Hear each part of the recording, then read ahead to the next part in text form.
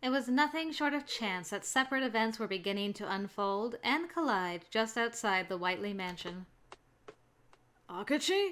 Kobayashi? What are you doing here? Never mind us! Weren't you saying you had too much work to visit? We still do, but we changed priorities. Then what a peculiar coincidence this has turned out to be. The first party was made of Holmes and Watson, the second, Akachi and Kobayashi. These two were faced by Marple, who had come alone. My, good evening. Why are you here also, Marple? It's terribly late for a visit. There wasn't any reason. Just... Something told me that Emily needed me. That's all. So, may I ask the same for each of you? What happenstance brought all five of us on a midnight stroll? Were I going on a walk, I would be doing so alone. Watson and I are here on business. It's the same for me and Kobayashi. We received an unexpectedly pertinent case from an even more unexpected source. Maybe it was Pendleton who came to them. Yep. He's gathered them all for the Avengers Initiative. Forgive me for gathering all of you so late at night. Yet the reason is substantial. I wish for you to assist me in bringing Lady Whiteley out of her room. He looked up to the mansion and lamented. I don't understand. If you wanted them to help, why did you turn them away whenever they came to visit? I would have preferred to have waited till she left of her own volition, of course. My patience, however, only appears to nurture her sorrows and has given root to a deeper state of grief. I'm at a loss on what to do. At a loss, you say? You seem very put together for someone at a loss. Then I mask it well. I worry over her condition so much that I can no longer sleep.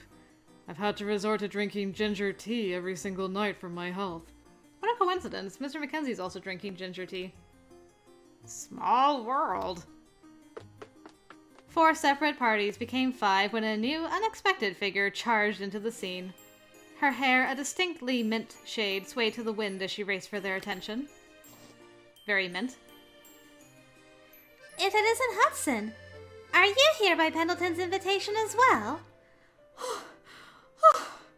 I noticed him at the boys' flat, so I thought just... Lord, I swear it!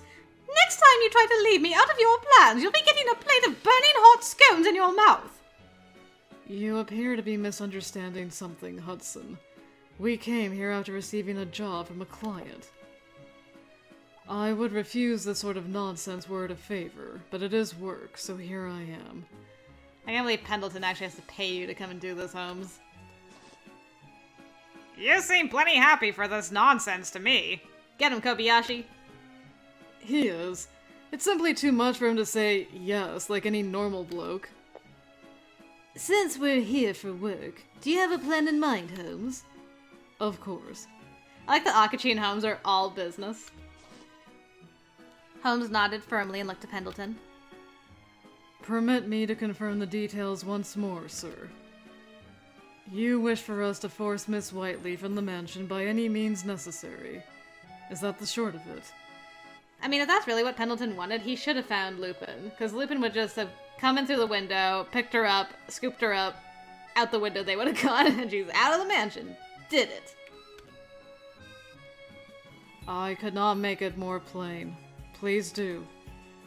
Then what's your plan, Holmes? A straightforward one. I'll be calling her to us.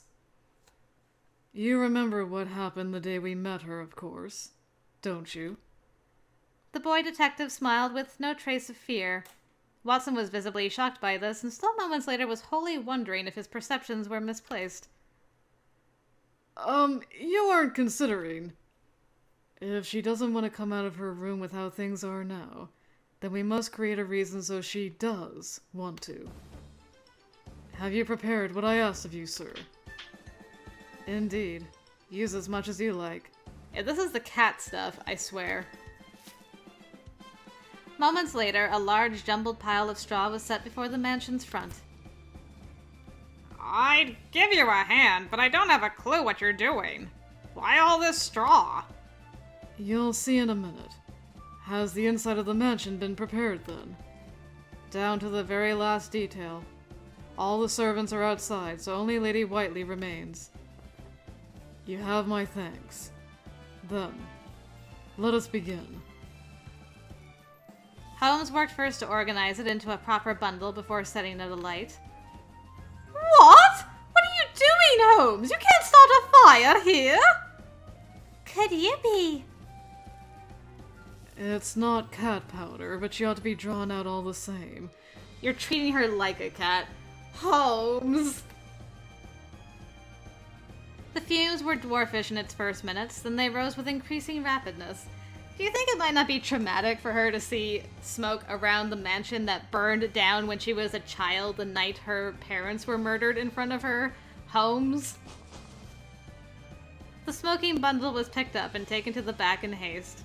Now it was time for the backside of the building to catch fire and bring their plan to action. And it was. It smoked viciously, snarled wild flames, then sank its hot, red teeth into the skin of the mansion. What? This can't be. This is excessive, guys. You could have just broken in and, like, dragged her out. That would have been kinder than what you're doing right now. What is that? The smell of burning filled my nostrils. I rose up from my bed. As I looked around, confused, not yet understanding my circumstances enough for panic, I spotted along the ceiling puffs of smoke drifting into my bedroom. It can't be! A fire?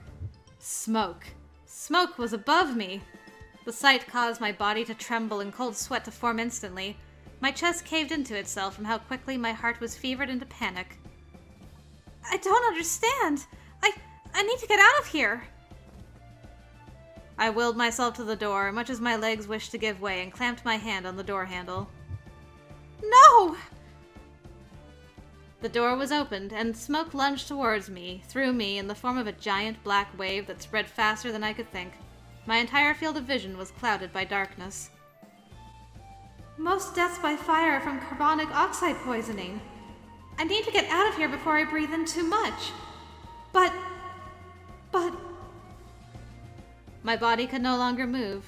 I stood near the door, blind against the swell that was erupting from the hall. It's the same as before. It was so dark and difficult to breathe then. I don't want to think about it, please! Memories I wish could be locked away returned again with a violent resonance. The night of their deaths. The blood, the terror, the burning.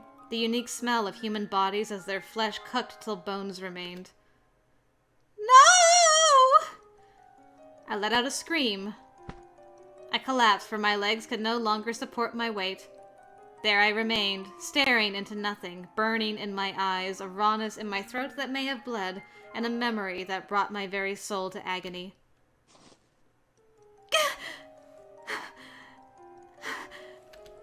No! I'm losing! I can't!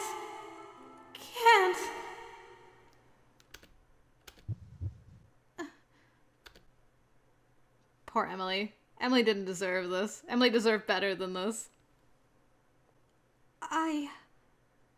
What's happened to me? A daze affected me profoundly. I could not believe what I was seeing. Was it seeing? A recollection? It must have been a recollection, for to see it so directly was impossible. Then the one lying over there is... It was that night. I could not turn away, nor could I erase it. There it was, my childhood horror, set before me so clearly that it was more a play, and I was both lead actress and audience. Father bled severely on the floor. The hilt of a knife protruded from Mother's chest.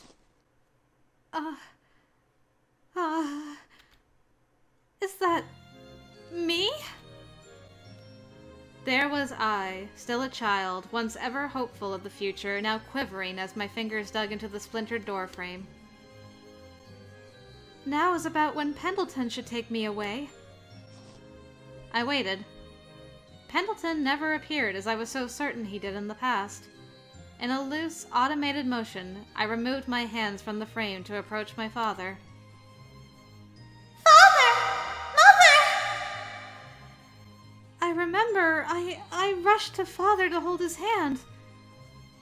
I'd forgotten it completely. Then why?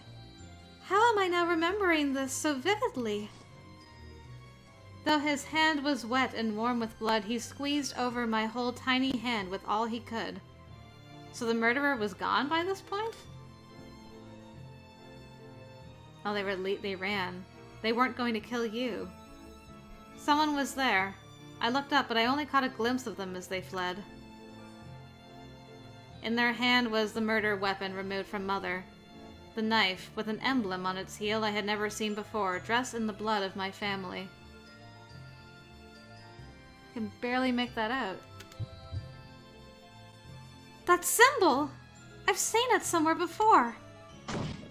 A familiar voice called out to me. My lady, we have to hurry. We need to get out of here. Pendleton arrived, lifted me, and cradled me in his arms. The moment he did so, the room was blanched by damp smoke, and flames that had crept along the room's borders spread to the floor rapidly. They must have put oil down before starting it. Wait, Pendleton! It's Mother and Father! They're... Master Robert! Lady Olivia, please! We need to run... away. Your dad was still alive? Pendleton. Father, quite unsteadily, extended his arm to Pendleton and clutched his blouse where I lay my head. Fingers, palm, the length of his arm were gored by a deep red, and more of the color still bubbled from the wound in his chest. He was short of breath. Master Robert Pendleton, here is my final order to you. Go. Protect Emily. No matter the danger, keep her safe. It was too late to save him.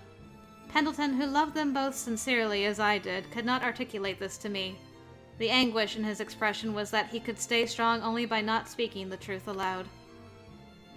So fixed was I on Father's dying words and all the red that surrounded us in fabricants of blood and fire, that I could not notice just how much my mother had bled next to him. She was gone before I could say goodbye. Mother, get up! You too, Father! We all need to run! You need to go with Pendleton. Emily, my beloved. His voice became hushed. Soon we had to strain to hear him, and then his arms slumped to the floor. He did not move again. Master Robert. Pendleton screaming? I can't even picture Pendleton screaming. Oh. Father! Father! Pendleton and I could no longer keep to stone expressions. We both screamed and wept unrestrainedly, nearly collapsed and holding each other with a vicious grip as the fire spread and the bodies of our loved ones lay. There was little time for this display. Pendleton collected himself well for my sake, covered my mouth with his handkerchief, then, still holding me with anxious care, rushed to the exit. No sooner had we escaped the mansion did it become completely engulfed in flames. The fire brigade arrived when? In a rush, I'm sure, though many points there remain indistinct, to put out the fire. They quelled it in time, but the smell of burning lingered. My home and all that defined my years was now rubble, black wood, and bones. This home was not only mine but Pendleton's, who stared into the debris. He could not be read by his young eyes or by the stiff way he held me, but his lips gave him away. There was anger in the way he bent down, and anger he prayed he could keep locked away. Master Robert, Lady Olivia, why did this have to happen? He failed. When the anger was too much, he fell to his knees and struck the ground. The last thing I saw in this vision of the past was me, curled against my fragile savior's chest, unconscious. Were I any more slow, I would be dead as you are now. Tonight, I declare my deathbed the same as yours. I stand here having already lost my life once. I can no longer fear death as a dead man. I shall never forget the kindness you two have shown me. Master Robert, I'll keep my promise and obey your final order. I'll protect her.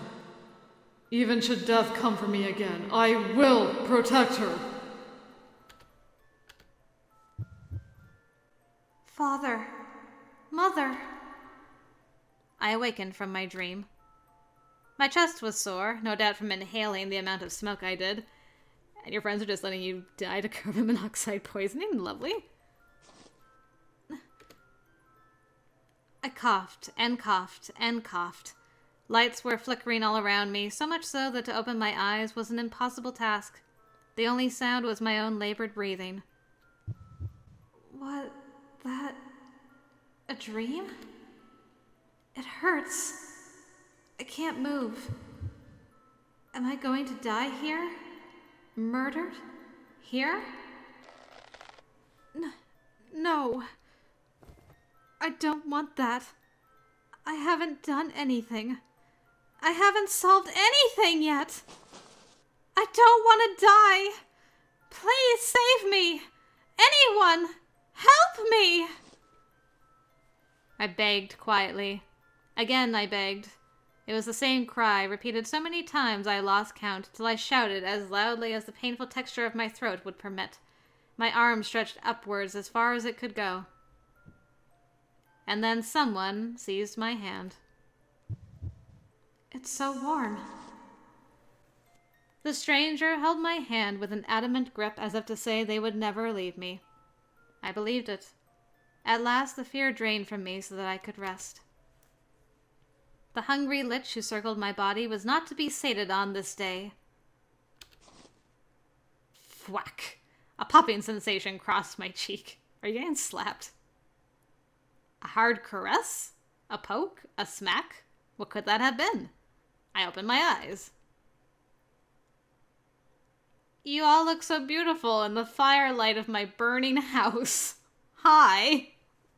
Pendleton's probably the one who smacked her. Holmes, don't you stand in the back like we all don't know that you were the one that grabbed her hand. Oh, you're awake! Thank God for that. You slept an awfully long time, dear. What is this? You're like nothing I've ever seen, Emily. You charged straight out of that fire without so much as a scream. And to see you upon awakening is a great comfort to her, I'm sure. They were here to welcome me. All familiar faces, the very faces I wished to see in that exact moment. I'm glad you're well. I was beginning to worry. For God's sake! Are you insane, Holmes? I give my all to my work. If I'm going to do something, I'd best do it in the most efficient manner possible. I admit, I may have miscalculated the amount of smoke produced, but that is a minor quibble. How could you miscalculate? Wait. Was the mansion's fire... You must forgive me, my lady. This was a request on my part to your friends. The fire, quite specifically, was Holmes's idea. It was a drastic proposal, but upon giving it thought, it seemed the best way to go about it. I... see. I had a dream, Pendleton. A dream of what happened the last time there was a fire. No, to call it just a dream is silly. I remembered what happened more clearly than ever. My lady. It was brief, and its bearer was swift in their escape, but I could describe parts of the emblem on the knife. How did I ever forget such an important piece of evidence? Work was still being done to put out the fire. Smoke poured from windows and other such small openings, and flames, though relatively tame, still lived. All this done to force me to come outside. The shock was too much. And yet, too much shock gave me a sense of no shock at all. Shocking. Well, I should think that wraps up our case. I'll be expecting you to bring a check to our office promptly. A check? You couldn't wait before demanding money? You don't have an ounce of nicety in you. She's just woken up. Have a heart. To see Miss Whiteley's charming expression of bewilderment is a reward in and of itself. If only this weren't business. For someone so ordinarily frank, you love to be roundabout when it suits you. A spark of sorts returned to me when I heard my friends speak. It had been so long. Something I hadn't understood until I learned what was lost since I heard their voices. Holmes? What? Thank you. It's because of you that I remembered something very important. You're an odd girl to express gratitude to someone for setting fire to your mansion. That's our Emily. Something was now clear to me. Wait, who was the one who saved me from the mansion? Someone took my hand when I was surrounded by the smoke. Oh, that was... Dang it! My lady, Pendleton! The fire near the back is being fanned by the wind. All of you need to move somewhere safer. Well, that would be Holmes's fault since he set the fire. All I did was answer to my client's passion to the best of my abilities. Holmes was faced by a party of pointed stares from every direction, well-deserved, I might add. I did agree to it being done by any means necessary, I suppose. Holmes is not solely the one to blame. Rather, I am quite pleased. The mansion in this condition makes it impossible for my lady to keep herself locked within her room for the time being. Pendleton smiled as well as a man struck with a bout of irritation by his own doing could. Thank you. With all my heart. Something about coming outside again has made me understand that I have much to do, and I know exactly what I need to do next. Find the boys in my dream. The fire never overwhelmed the property. Before anything was lost, it had been conquered, and what could have been a terrible, vastly known telling of the Whiteley mansion in London's southwest was reduced to a little-known fact for the day for gossiping enthusiasts. It did, however, cause a portion of the mansion's walls to change color. Oh. Several days later, Holmes was called to a chalk-colored mansion near to Charing Cross Station. So you're the one who called for me. Make it quick, for I become a busy man these days. And I am more busy than you. Your detective work is child's play, whilst what I do is of real importance. Yeah, there's my boy, Mycroft. Then speak before your precious minutes are wasted, Mycroft. I've no wish to disturb such a promising man. Oh, I shall. I make a point of keeping discussions with imbeciles brief. Have I heard correctly that you intend to take part in the Boer War, Herlock? And if you have? Then you have grown so bored with your life that you now permit the country to run your life for you. How pitiable you are. Surely you know why England is so fixated on a colony to the south like the Transvaal. I know very well, in fact. From where I see it, the war isn't going to benefit our people whatsoever. It is purely an opportunity for the Empire to show its power to the world. A squandering of money and lives so that those who govern our nation can satisfy their vanity. Then what compels you to take part? To see to it that my own naivete is corrected, I suppose. And to train myself to face a certain organization upon my return. You fool.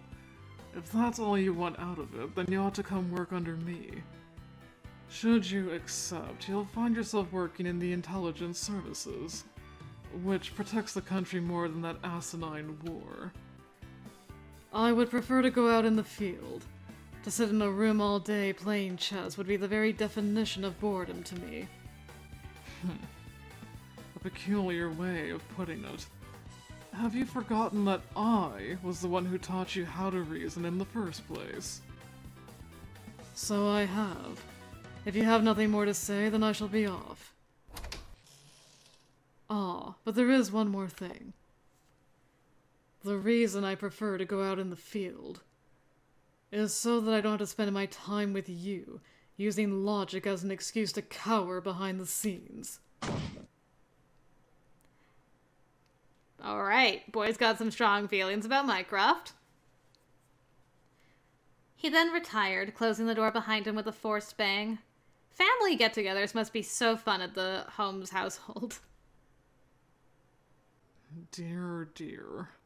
Like father, like son. Both so obsessed with themselves that they would choose the beaten path so long as they can keep their freedom. And yet, he says he wishes to correct his naivete. Oh, Herlock, if only you knew the ignorance you've displayed by defying me.